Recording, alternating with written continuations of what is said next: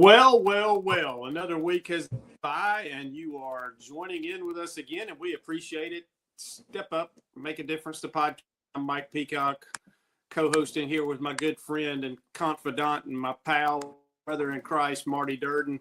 Marty, hope you had a great week up there in North Georgia, and hope you stayed warm at the first of the week because it was sure enough cold down here. I know there.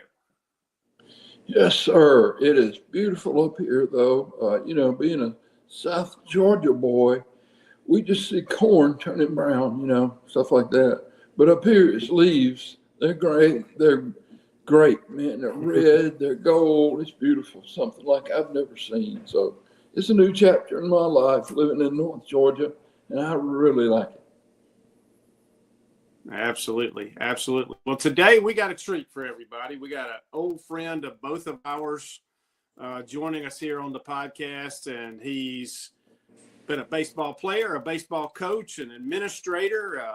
He's done a little bit of everything, and he's multi-talented, multi-experienced, and we're going to bring him in right now. And that would be Dr. Chip Reese, formerly of Columbus State University, Kennesaw State College. Let's see, Andrew College. Where else, Coach Reese? Boy, Mike, I tell you, I've been around. When you look at my resume, I think I told Marty this years ago, you look at my resume and you go, God, this guy's got a lot of experience doing a lot of things. Or you think, that guy can't keep a job, can he? So I've done a lot of – I started off, at Clemson. I spent a couple of years with the Braves, kicking around minors, doing some coaching and bus driving with them. Then went to Clemson, Kennesaw, had a chance to come to Columbus, which became home for me and Margie and our kids. Our kids grew up in Columbus, and so we're still in the area. Just absolutely love it here. And then one or two stints off, but for the most part, yeah, we're Columbusites now, man. Columbusites and love it. Yeah. We're glad to have you on the podcast. I know I was excited when Marty told me he had gotten in touch with you. Yep. Oh, yeah. It hanging out, like you and I, we told stories together on campus over there at Columbus State together. And Marty and I, since Marty, I'm going to go back. I'm going to date us both a little bit back in the early 90s, maybe 91, 92, when you brought your son, Chip, to baseball camp the summer. And I remember spending most of that week standing on top of the hill behind the left field fence talking to you and Wayne Jernigan. And that's where our ride began, was way back then on top of that hill, watching camp happen in front of us. And, who knew back then that it would really turn into a lifelong friendship. So appreciate you, brother. Sure do. And it's an honor to be here. Sure is an honor to be here. I agree with you. It's a lifelong friendship. And I think when friends make each other better, you've made me a much better, more thoughtful, more self-aware person. And it seems like every time something happens in my life that is a change and alter, another path down that road of life, seems like you're always there, like saying, hey, like the usher, say, here's the way to go. Instead of a sign, it's somebody like you. And you've been there for me, and I really appreciate it, man. We have a lot of great stories, some that are not suitable to tell on the air, but most are. Well, Marty, I've thought about our times riding up into Harris County with the 8th grade baseball team and listening to Johnny Cash all the way up. And like you said, there's, as you've gone through changes, somehow, I don't know, it's just supernatural. All of a sudden I pop in. And you've done the same thing with me as well, the changes that I've gone through, didn't call you, but all of a sudden it's like you just knew that I was going through something and just called and said, hey, why don't we grab a biscuit? And not really knowing other than just, hey, we just hadn't been together in a while. And one of my, and I've shared this often, one of my favorite verses, Proverbs 27:17, which, as a matter of fact, 27 was my number for years as a head coach, and 17 was my number Clemson. So I think that's my proverb. I'm just claiming it. Okay.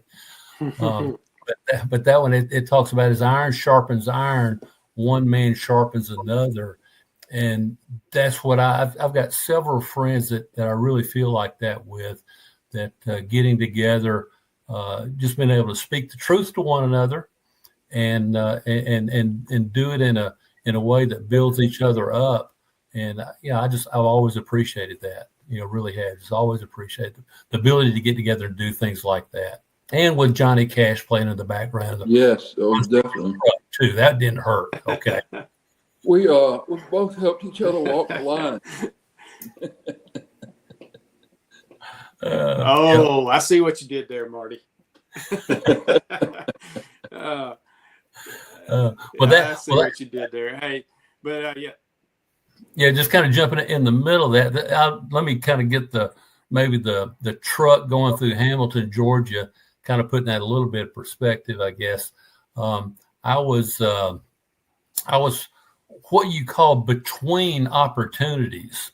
That meant I didn't have a job, and Marty was good enough to where he brought me in. He was at Brookstone and was coaching the 8th grade baseball team, amongst other things over there. Coaches wear a lot of hats, and so he gave me the opportunity to come over and be his assistant for the 8th grade baseball team. And we had so much fun. I'm telling you, and part of the fun, I was thinking about it earlier today, Marty, part of the fun for me about that was you were head coach and you got to deal with all the other stuff. I just got to coach and didn't have to worry about the stuff that really was going through all the head coach duties that I'd done in the past. But that 8th grade bunch, and I've had a chance, much more so I know that you have, but a couple of those youngsters have grown up, and now they're a big part of this community, and they're stepping up into leadership positions now, within the Columbus area. And it is really, really cool now to watch that. As you get old, you hear people talk about stuff like that, but when you start getting older and you start seeing it actually happening, and they're starting to run this place, and it's really, really exciting. Yeah, you're right. And those were seminal moments in my life. I mean, honestly, those were some growth opportunities. I think about them all the time. I share those things with a lot of coaches. I teach aspiring coaches and athletic directors now, which is great. You're talking about being in a great position. That's a great opportunity, to talk to young men and women who want to be a coach and share these things. And I think that so many things happened in our lives, Chip, you and I, during that period of time. We were both going through changes, that it's sort of a laboratory that I share with people about the way to listen to God and the way to read that path that God has for us out there. It was a great time in my life. It was one of the most times those years. I learned more, I think, during those years than I did the 20 after those years. Yeah. Well, thinking back, because if I kind of look over this way over in there, I've got stuff hanging on the wall. You just collect stuff over the year, and you just sometimes sit down and look at it. When I look up there, I'm not like my younger brother who coaches at Mount Parent up in Kennesaw. He's the head coach up there. Kyle can tell you, he'll say, yeah, I think it was in 84. I played at North Cobb, and it was the 5th inning, and we were playing Marietta. The count was 2 balls and 1 strike. I can't do that, or count those kind of things. But when I look up on that wall, it's what I see is a young guy. Mike, you remember Tim Trawick, who played with us over at Columbus State. Absolutely. And I remember when I see that team photo, I think about Tim, and it was his junior year, and we were really counting on Tim to step up that year. Had to have him step up, and he goes out to West Georgia. We're playing over in Carrollton, and in the first inning, he kind of got banged around a little bit.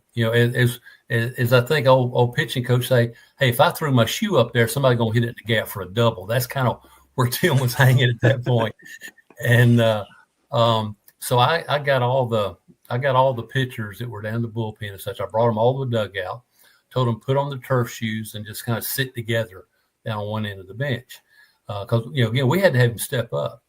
And so I walk out there, and as I'm walking out, he does like this as I'm walking towards him, like he's going to hand me the ball. And I just kept my hands in my pocket, said, nope. I said, here it is, Hoss. I was planning on you throwing 100 pitches today. Now, you can spread those out over a bunch of innings, or you can throw them all right now in this inning. But see those guys sitting over there?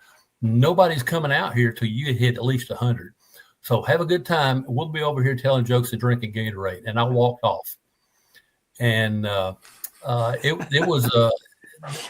a tough moment to do your team, when they're kind of getting rattled around. But he had to step up. And at that time, he finished out the inning, and then he shut West Georgia out the rest of the way. So in the first inning, he gave up, I want to say 9 or 10 runs. We ended up winning the ball game 12-10. He held them and had a complete ball game. Won the next 10 ball games that he pitched, and past that, he became a 2-time All-American.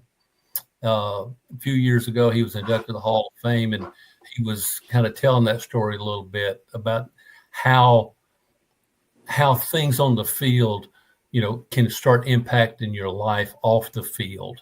And down at Andrew, sorry, you get me started on stories. Sorry, I got to tell my stories.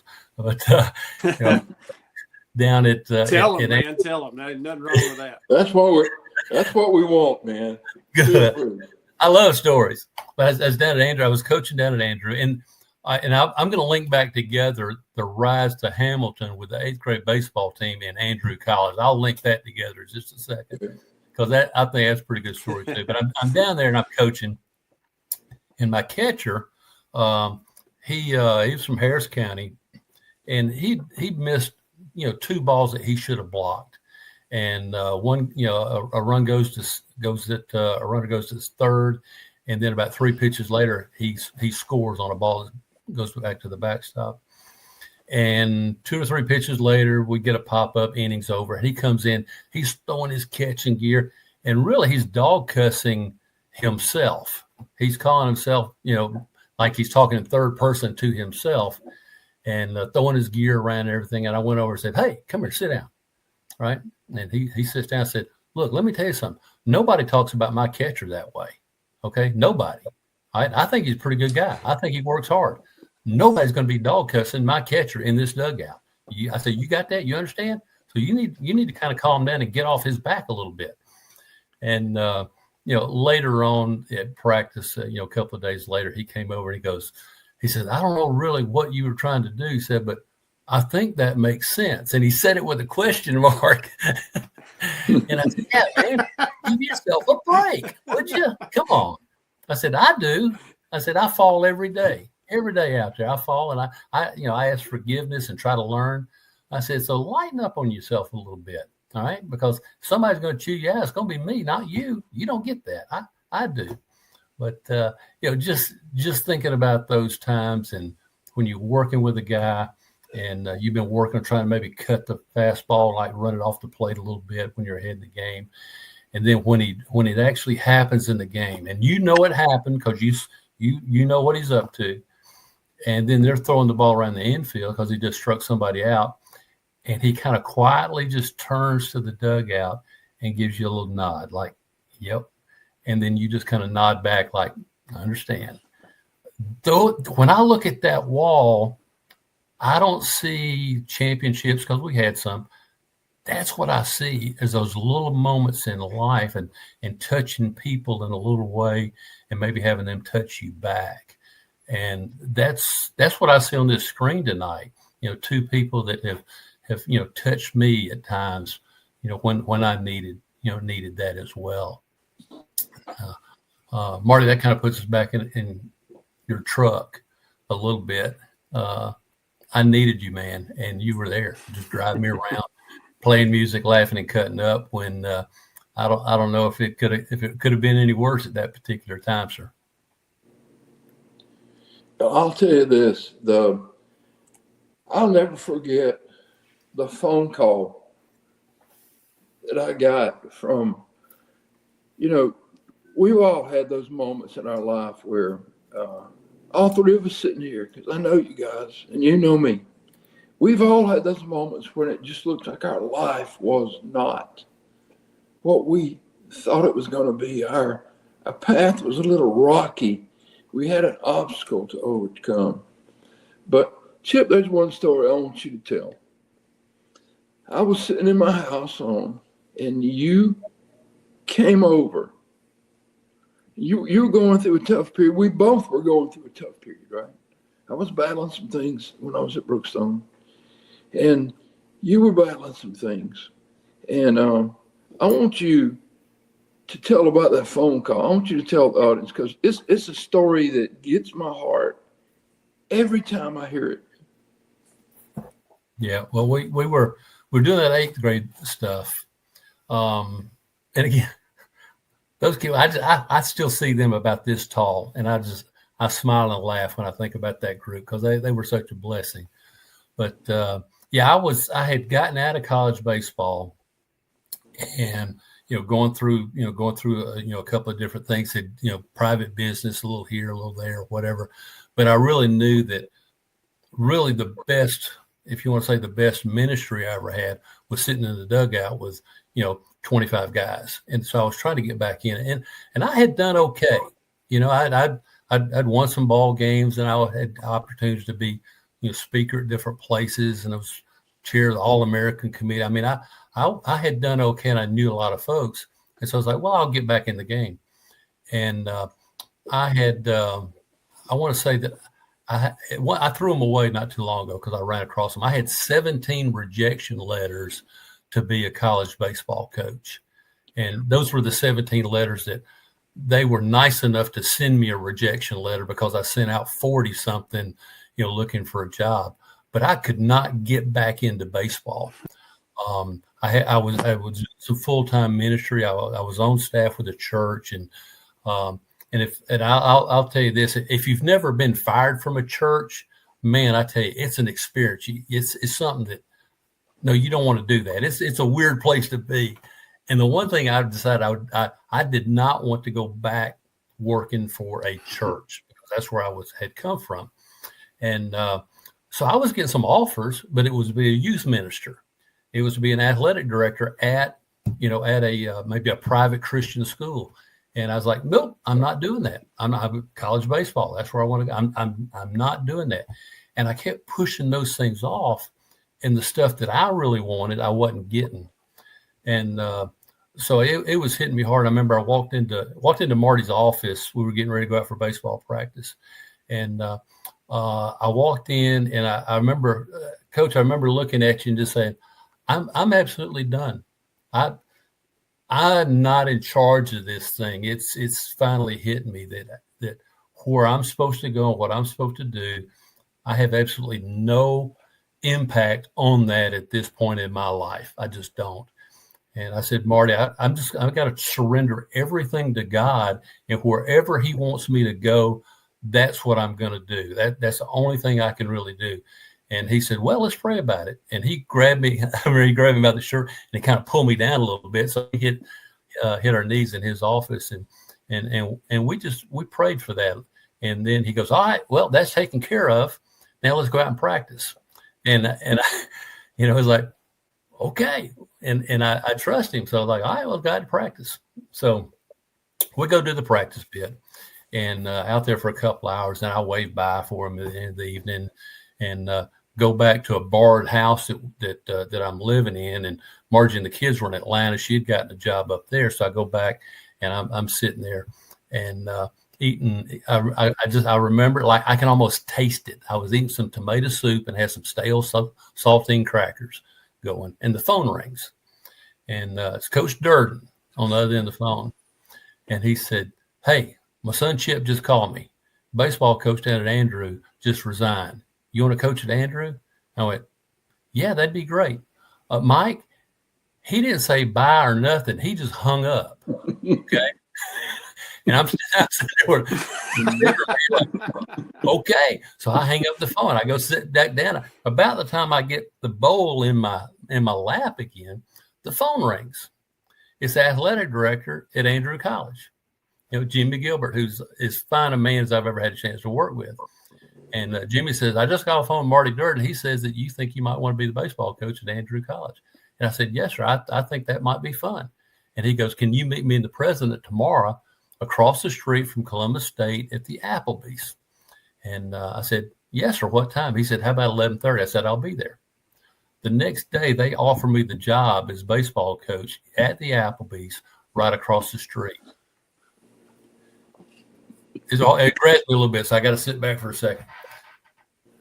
In less than 24 hours from the time I walked into Marty's office and said, it is out of my control, I've got to surrender my life totally to God, he made me a head baseball coach in college. He gave me my heart's desire that quick. But you know something? Here's the funny part, because God's got a wonderful sense of humor. It was at a Methodist college.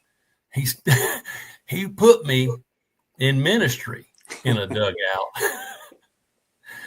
And and I've talked to Marty since that day about this, that what I discovered, because that day I started saying yes, because Jimmy introduced me to the president of Andrew, and they said, would you come down and do that? I said, yes, I will. I'm your guy. And so I started saying yes as opportunities came forward, because I believed that I was really out of control of those things. Now I pray over stuff. Margie and I talk about it. I've talked to Marty through the years about stuff, but I say yes. Not long into my tenure down there as baseball coach, it was had 2 years in, starting the third year. The president came in, and kind of a long story short on this, he said, hey, I know you recruit, right? I went, well, yeah, I mean, that's what you do. He goes, good. You're now vice president for enrollment, because I need somebody who knows how to recruit. And I went, okay, yes, sir, I'll do that. And he said, oh, and that job comes with being a dean of students too. And I went, well, okay, well, what's dean of students? He said, you'll find out. And I said, yes, sir. And so what I took the job, and I need to get my family down. It's a good pay raise, right? But I tell you what that did is that this opened up that opportunity of learning to say yes and follow where God needs me to be, which put me, I think, back at Columbus State as the dean of students and being a college administrator. And I spent the last 20 years, right at 20 years, and felt like that my dugout had gone from 25 people. My dugout had expanded to about 7,500 and almost 8,000 people that were in my dugout now. So I learned how to say yes. Yes is a big word, and it'll take you places that you're not expecting, and it's fun. It really is. It's fun. Yeah. Isn't that a great story, Mike Peacock? It's just amazing. Chip, what I remember most was you said the words, somewhere in there, I am willing. That's what I remember more than anything else. And then it was just no time when all the wheels started turning. And then the next thing you know, here you are, that was probably mid-90s. And maybe here you are years later, and God's used you in so many ways, and your family, gee whiz. But it all started, and it all starts for all of us when we're willing, isn't it?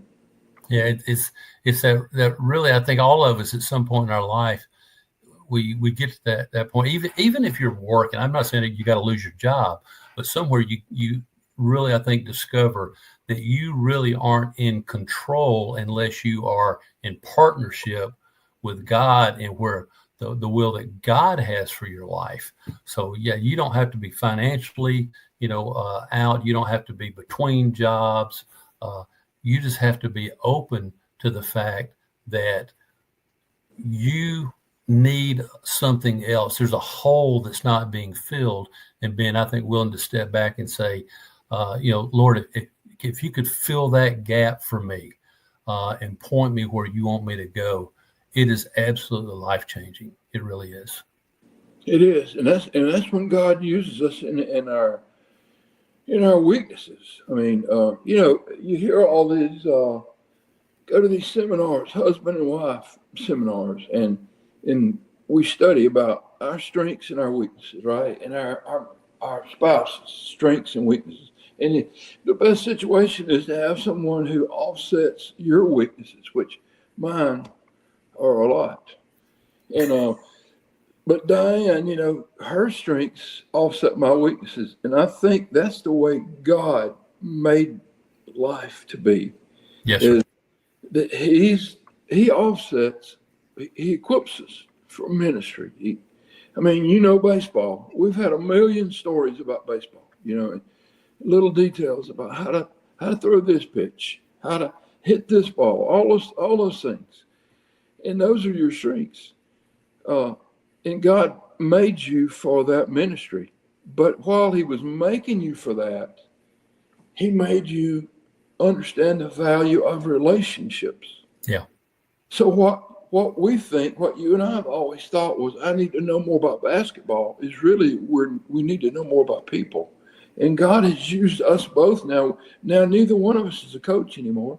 Yeah. And we've got a lot more. We got bigger audience, bigger ministry, because we went through that process where God He cut off the dead limbs. He taught us what to do and what not to do by experience. And here we are today, all these years, decades later, instead of listening to Johnny Cash, here we are. And there's thousands of people out there listening while we speak right now. And our audience is enlarged. And that's what God wants in the prayer of Jabez, just enlarge my territory. And that's what God has done, enlarge our territory. I tell you, Marty, you talk about having a good life partner, and Margie, and God just brought her into my life, just at the right time.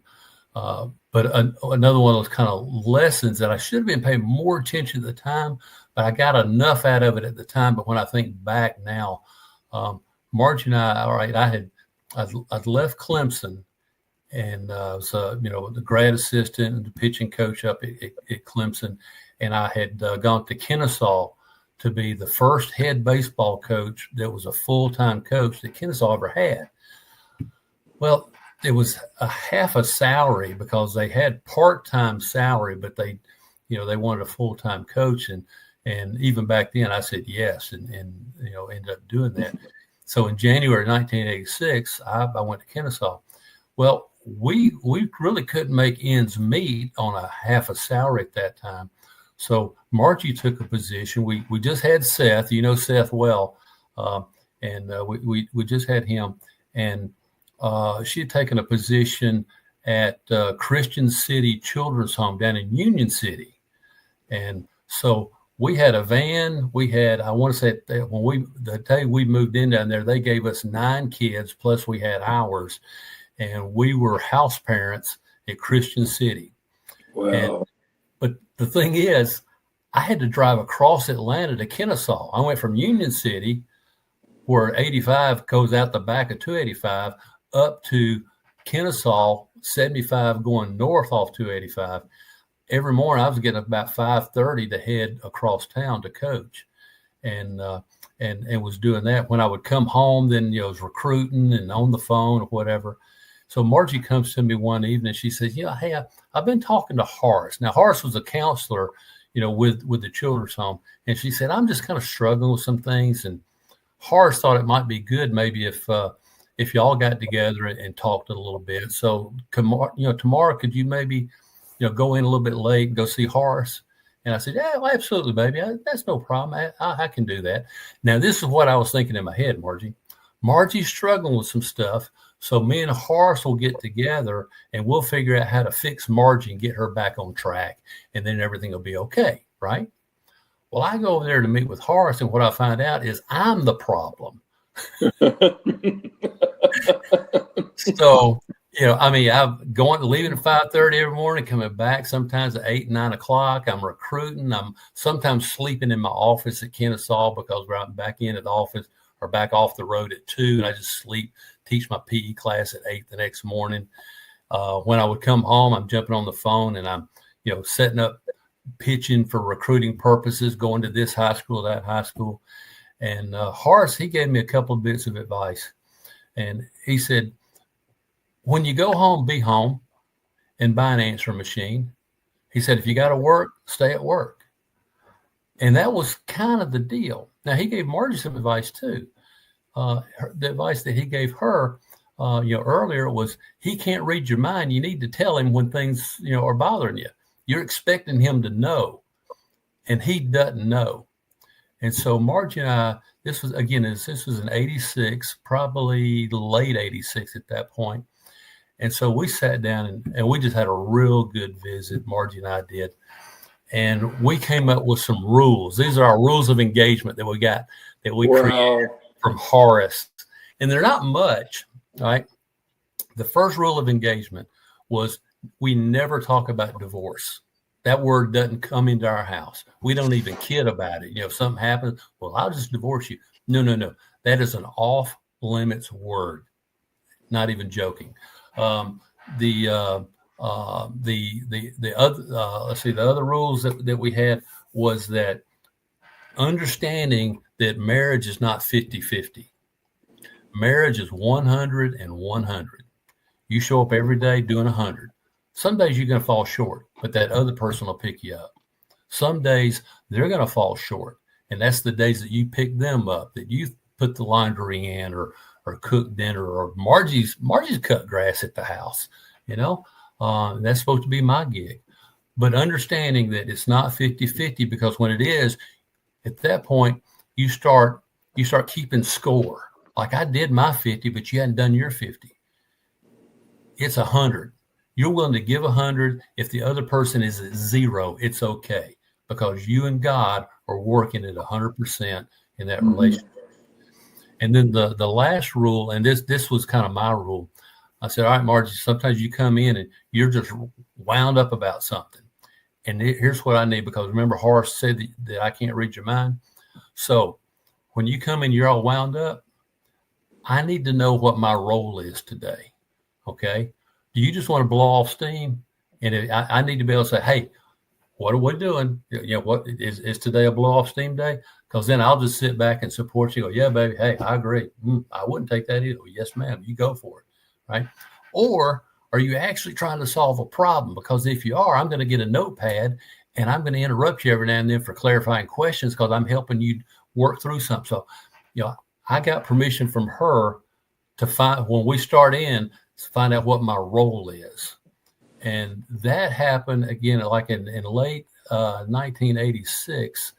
And that has gone forward through our entire life. And I think just real simple things, and you mentioned it's about relationships and everything with I think the players that I've had in the past. One of the coolest things ever, right? Some of the guys at Kennesaw, and this was back in the 80s. I came to Columbus in the fall of 90, and 91 was my first team at Columbus State. And so these guys, I mean, they have kids that have graduated from college now. They're grandparents now. And so these guys that I used to coach, they every now and then give me a call, and we'll grab dinner, or I'll get invited to a wedding or play golf. The biggest trophy that I have is there's a picture sitting right up there, and it's basically the starting lineup from a really, really great ball club at Kennesaw. And one of them was getting married, and we're all standing there side by side, and we all got our coats and ties on. And I got invited. I was the only non-player in that picture. And that relationship blows me away. Same thing with Mike, you know Brandon O'Hearn and Dusty DeVore and those guys. You're in the Hall of Fame in the state, and they called me and we went and had dinner. In fact, Dusty was just inducted in the Hall of Fame. But to have somebody that you grew up with and hopefully you mentored them in some way, to call you and ask you out to dinner and know that, again, that stuff's important over there because, we did something.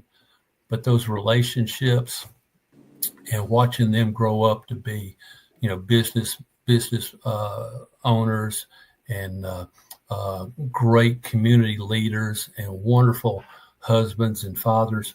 It's nothing like it, man. There's absolutely nothing like it. Let me recommend a book. Can I recommend a book? Is that all right? Absolutely. All right. If you hadn't read this, 5 Love Languages by Gary Chapman, it's a fairly old book. It's a great book. And that if you go through there, it will help you learn to relate to people to see where they are. And that's a good book. It's the 5 Love Languages: words of affirmation, acts of service, receiving gifts, quality time, and physical touch. And like Margie's quality time with Margie's just being in the house. We went to Atlanta yesterday to see her mom, and then we were coming back. We rode from Atlanta all the way back home. It's about 2 hours. Didn't hardly say a word and enjoyed each other's company, just being in the car. Really did. My sister, who lives up in Gwinnett County, Rhonda, she is words of affirmation is what she gives to other people, or at least maybe she gives them to me, because that. If you tell me, hey, I appreciate it or thank you for that, man, that makes my day. I'm good for a month. If you come by and say, I really appreciate what you did. And so my sister, I don't know if Rhonda does this to other people. I know she's read the book. She sends me a little handwritten note sometimes. And that's all I need, because my sister just said, hey, I appreciate you. And, what you're doing with you and your kids. And I'm like, I'm good for 6 months. Just those little bitty nuggets out there. So at the end of the day, it is all relationships. It really is.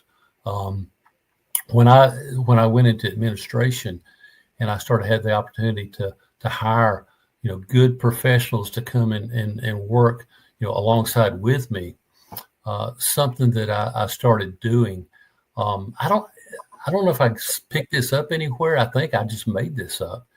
Is the day before they would come to work for me, I would stay late and I would personally go clean their office. I go into their office, sit down, I vacuum it, I dust it, I do the windows, I clean out the drawers, I wipe them all down, make sure they got a tape dispenser and they've got staples over here, they've got little notepads, all the little things that they're going to need on day one. And then I handwrite a note and put it in an envelope and in the stationery for the university, handwrite it, write their name on the envelope, and I set it down in the middle of their desk when they show up. And I say, I think your office is ready to go. If you need anything, let me know. And I handwrite and that has started relationships professionally in the right way, that I took time to think about them. And I've had folks then that are working for me that then are hiring somebody, and they come in and say, hey, I got a new person starting tomorrow. Where can I get that cart? I need to go clean their office. I didn't tell them to do that. They did that. It made an impact on them. It starts building the right relationships from day one. And I think if I could, pass anything off to anybody, it's, think more about the other person. It's going to come back to you so much more than you can imagine. But if you think about the other person, what is it that they need today? How can I serve them? And then everything starts coming into place. Kind of like, I wanted to be a head coach, and I was jamming my way in there. And when I backed up, then the need was open, and I had the opportunity because I got me out of the way. And I think that's what we need to do with relationships, get us out of the way and reach across for the other person. Absolutely. I've heard Mike Peacock talk about that very same thing. He and I had some of these talks too. These man-to-man talks about how to help each other, iron sharpening iron. And I think, Mike, the way you said it was bury your ego or something like that. But remove your ego. We have some technical problems with Mike, it looks like, tonight. Must be North Korea hacking our show. I'm not exactly sure. Yeah. But I do know this, a lot more. A lot more. Evidently, Hey, go ahead.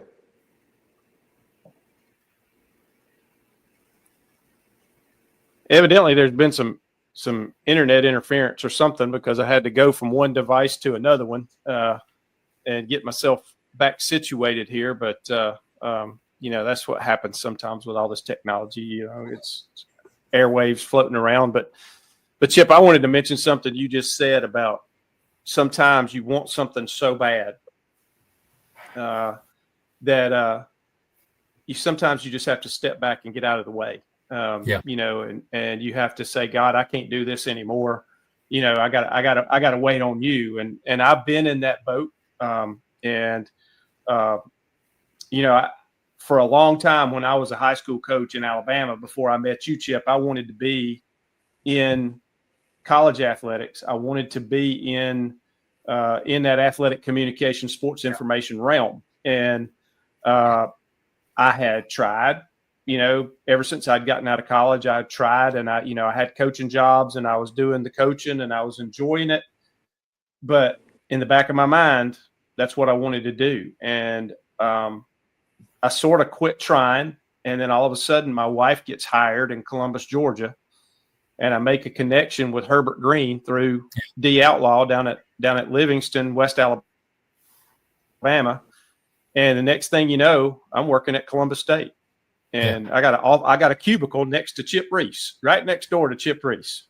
And when I came there in 1995, and and that led to a 16-year career at Columbus State. And we could talk about that 96 team for an hour if we wanted to, Chip. That's one of the greatest baseball teams I've ever been associated with. I mean, the power that team had. Those guys. You had O'Hearn, you had DeVore. You had Marty Richburg. You had all of those guys that were just incredible. And some of the games and some of the road trips, and because I traveled just about everywhere with y'all back then. We had so much fun. But then, fast forward to 2011, and President made a decision that he didn't need my job anymore. Right. And that was difficult. And so I went right back. Because I'd been in that for 16 years, I went right back after I left Columbus State, and I no longer had that. I wanted so bad to be back into it. And I had to learn a big lesson in being patient and building relationships. And there was a reason God took me away from that, and sometimes I'm not sure what it was. I'm not sure what it is, but there's a reason God took me away from that. And I got to meet a lot of people. I've been able to experience a lot of things. I even got to go back into coaching. In 2018, I got to go back into teaching and coaching and work with middle school kids. And my life was go back and work with middle school kids. But I had a blast. But what I've been able to do is pick up some things now with relationships, and there might be an opportunity for me to be right back in college athletics. It's one of those things that if God wills it and it's God's timing, it's going to happen. But I learned, like you did, to basically say, hands off, God, you got this. I'm going to do the best I can possibly do at what I'm doing right now, because that's what you command us to do. Right. And I'm going to give you all the glory for it, whatever it is. And then if you have something for me, you'll show me. So that has worked out for me so many times. I got some neat little affirmations when I switched jobs, that I'd say, God, you got to help me. Am I doing the right thing? Here's the funniest thing. I went to Calvary Christian. I left St. Luke, went to Calvary Christian. I didn't, and Marty was the athletic director. And Marty and I got this thing going, and so they had an opening, and I walk in, and I interview, and they call me the next day and say, hey, we want you to come to Calvary. And I was like, well, I think I got to say yes. And so I did. And I walk in a few days later, and I walk into my classroom, and I walk around behind my desk, and I'm teaching science, which is what I taught before when I was in Alabama. I'm teaching science. And I reach up on the shelf and get my teacher's edition science book out and pull it down. And guess what is on the cover of that science book? What's that? It is a peacock. You want to talk about the neatest little affirmation that I ever had? Yeah. Is that the book I'm going to be using has a picture of a peacock on the cover of it, and all my students, and I said, hey, thank you. Yep. Thank you for that. Now I know I did the right thing, and now I know I'm in the right place. Because that was the craziest little thing. But forming relationships with kids, and I still have kids from my time in Alabama, my 7 years in Alabama. I still have time, and when I'll be somewhere, and all of a sudden I'll hear, immediately there's 4 or 5 of us out there that turn our head, because there's 4 or 5 of us that have been coaches before, and I see a kid that I taught in 1991 or something like that, or 1994 or something like that, before I came to Columbus. And it's amazing that those kids remember, and the relationships that you have. And you hit it on the head, building that, no matter what setting you're in, building those relationships and handling those relationships. I love what you said about you and Margie's rules. And it's just, it's amazing what happens in this world that we're in, this little corner of the world that we're in, where we get to be involved in athletics, and we get to be involved in so many different people's lives. It's pretty cool. Hey, let me throw one little piece on the end of the relationship that I have really, I want to say over the last 10 years, have really tried to pay more and more attention to. And I guess maybe just the older you get, you start doing this as well. But relationships, it's like, well, this is, say, like with my son Seth. We have a relationship because I'm his father, he's my son. That's the relationship. Okay. But then there's also this thing called fellowship. Fellowship is a choice. Relationship many times is just, we're just hooked up. Like I've got maybe guys that played for me. We have a relationship because we were on a team together. I may have recruited them. They may have walked on or whatever. They may have been there when I got there as a coach. We have a relationship because we were there. But we choose fellowship. And to me, I've really started focusing over the last few years on this idea of fellowship, of touching base with people, and just finding out, how they are. And I think it really is the what God wants us to do, because we have a relationship in that, he's the father, and we're his children, right? And it's the John 3:16, teaches us that. In Acts, it talks about believe in the Lord Jesus Christ and you will be saved. And so there's that relationship. We've got that relationship.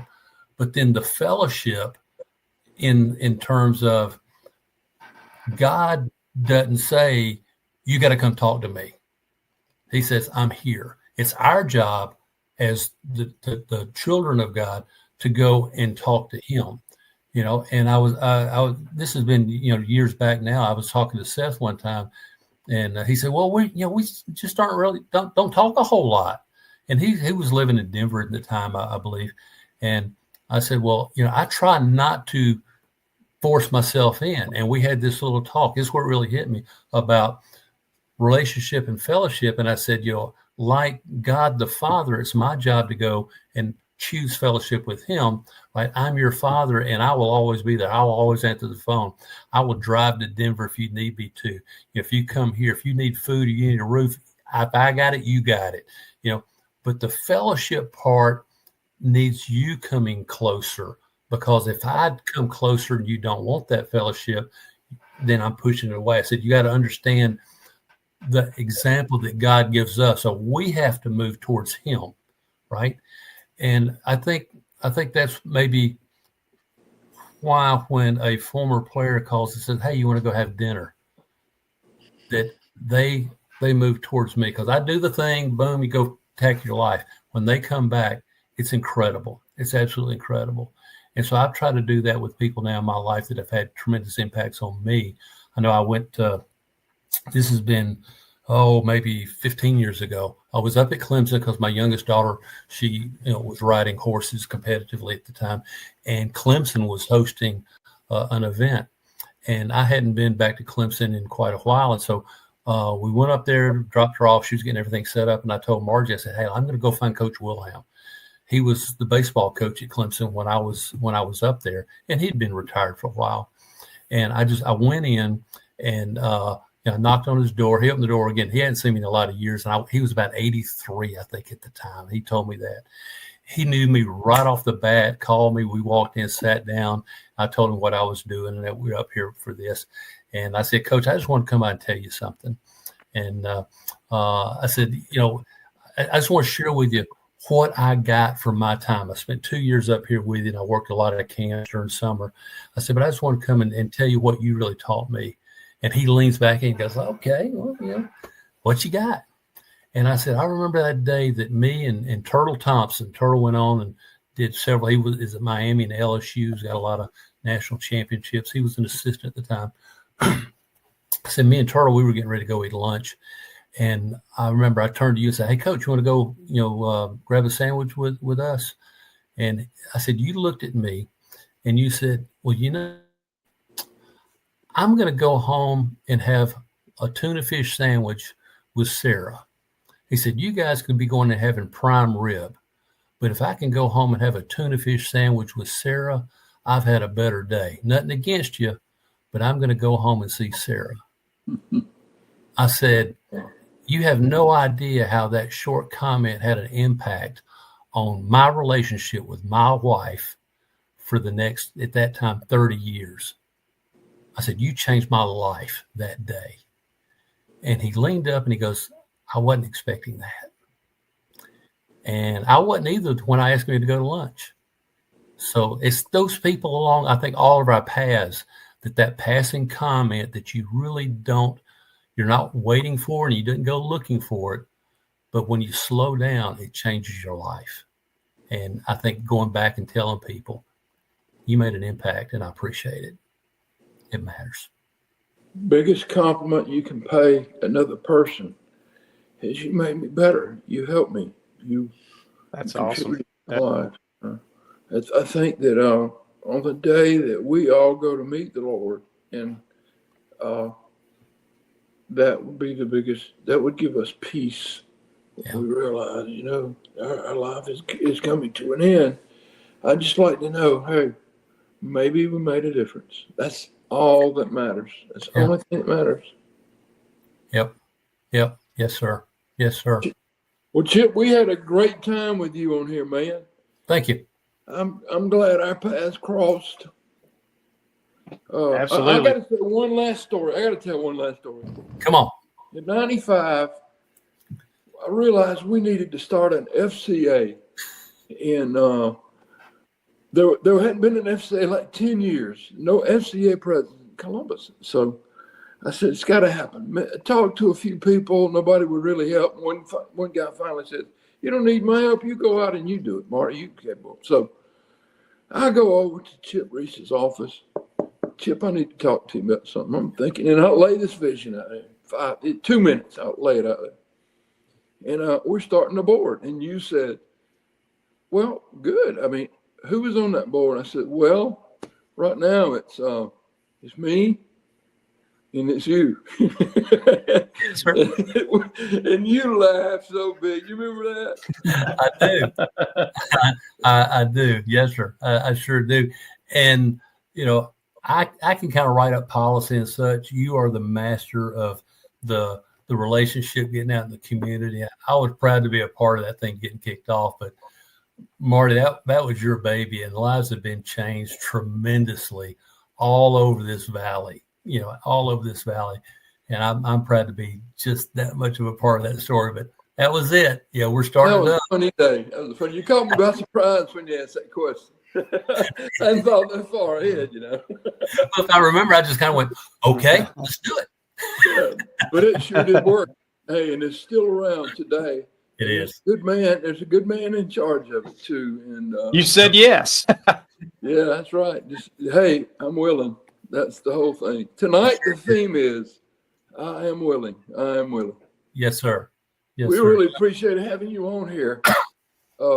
Meant a lot to us. Yeah. And it's funny how our lives have all crossed, isn't it? Yep. Yeah, and yeah, Well, gentlemen, I have thoroughly it's really enjoyed it. cool how we've all converged. Yeah, I have absolutely thoroughly enjoyed it, and gosh, just God's blessings to both of y'all and your families, and we need to break bread soon. Let's do it. Let's do it. We'll do. Well, Chip, thank you, my friend. And we will have you back. How about that? Absolutely, we We'll do. have you back Chip, baseball season. I think it'd be a good time to come back during baseball. Let's just talk baseball. Oh, we'll have fun. Yeah, it'll be great. Yeah. Okay, I'm in. Mike, close us up, man. all right, well, I'm gonna end this. I'm gonna end this like we always do. And Chip, I'm gonna give you a chance to speak to younger guys who are coaches, looking at getting into coaching, looking at moving their careers along. Somebody walked into your office right now and sat down with you and said, Coach, what's 2 or 3 things I can do that will help me be a better coach and a better leader of the young men and young women that I'm going to be involved with? What are a couple of things that you would tell them that they need to do? Well, I think it's a great question. If they're involved in, and I'm just going to say baseball, but any sport, I would assume that they have some of the prerequisite skills. They're going to get better at it, but they're going to get they've got enough skills to be leading that job. I would say a couple of things. One is make sure your team knows this, that when you walk through what I call the magic gate, right? And with us is over there beside that dugout. When you walk through the magic gate, really the entire world comes to an end. This is nothing but joy. This is fun working with your friends. This is about selling out. The rest of the world just comes to an end. Now, there's times, and you need to share this with your teams as well. There's times when you're going to come up, or a player's going to come up and say, hey, Coach, I need to talk to you about something that happened in school or whatever. Just say, hold on a minute, and walk with them and go out that gate behind the dugout or maybe in the stands or whatever, but come off that field and have that conversation. Because that, where we are, whether it's on a football field or whether it's on the baseball field or what, that needs to be a sacred type of place for us to come together to do that. Iron sharpens iron, and one man sharpens another, and we're all on the same team doing that particular thing. The next thing I think I would tell them, because this is so easy to fall into, and I did it for years because I'd seen it done. But again, the last couple of years that I coached was this idea of responsibility. This idea of, how when like the equipment, somebody got to get the ball, somebody got to get the helmet, somebody got to, work on home plate and get the batter's boxes fixed back in. That is that needs to become a responsibility of your seniors. That's not a hazing thing for the freshmen that come into your programs. Like, hey, freshmen, y'all get the helmets, get them on the bus or whatever. That has to be a responsibility that your seniors are going to have a junior or a sophomore that they have kind of raised up, and they have taught how to care for that equipment, how to tamp around home plate, how to put the mound back in shape. That there's an honor to that, to serving others and to grow them up, and let your leaders become leaders by showing those young players how to grow into your program, not just on the base pads or in the batter's box during a ball game, but how they can grow and show others how to care for this program. And I just see it the other way, especially with the young coaches and such along the way. So let those leaders on your team be leaders, okay, and make sure that you have things going on in the appropriate setting when you're having discussions and such. One of the most heartwarming things ever for me, and it was really, really hard for this player, was he came up to me during practice one day, and he said, "Hey, it's the end of the day. You got a few minutes?" I said, "Yeah, always. I got nowhere to go." I said, "I'm yours." So I watched, and everybody was kind of clearing out. He was just hanging around, and since there wasn't anybody there at all, we just sat down in the dugout. And we're just sitting there. And I said, "Yeah, what's on your mind?" And he started pouring out his heart to me about the struggles that he was going through because his parents were going through a divorce, and how that was affecting him with the two people that he loved. And we just sat there for about an hour and a half, and he did 95% of the talking, but he had to get it right. And so as a young coach, you've got to be able to read these situations. You got to be open enough to understand that the reason that you're on that field is not to win ball games. You'll win ball games. You'll win championships. But it's to listen, to grow, to mentor, to help these young men and women, help them become the next leaders that they need to be for their families and for our communities. You do that by listening. God gave us one mouth and two ears, and at least proportionately, we ought to pay attention to that, I think, especially as coaches. I agree. Well said. Absolutely.